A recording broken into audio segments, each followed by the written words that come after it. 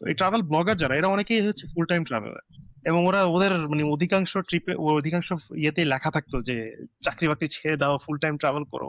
তখন মনে হচ্ছে কিভাবে করে ওই, এবং আমি অ্যাকচুয়ালি এটা সাপোর্ট করি না।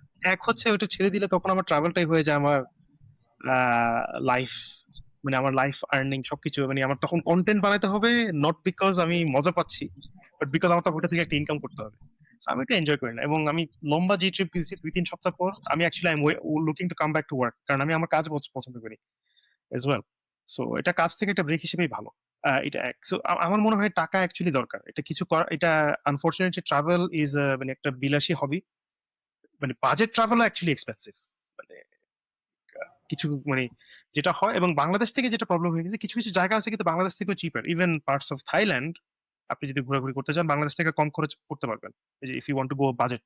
থাইল্যান্ড, লাওস, ক্যাম্বোডিয়া, নেপালও করা যায়, শ্রীলঙ্কা একবার গেলে। বাট ওই যে যাওয়া পর্যন্ত ফ্লাইটটা তো এক্সপেন্সিভ।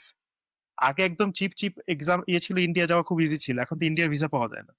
সো ওইটাও চলে গেছে, ওই অপশনটা চলে গেছে আমাদের জন্য। So, এখন আমাদের যেটা করতে হচ্ছে, যেখানে যাবো ওইখানে অ্যাকচুয়ালি একটা ফ্লাইট পার হয়ে যেতে হয়, এবং ফ্লাইট যেহেতু বাংলাদেশ এবং অত বেশি নাই কম্পেয়ার টু মানে পপুলেশন, সেই জন্য ফ্লাইটের দাম বেশি।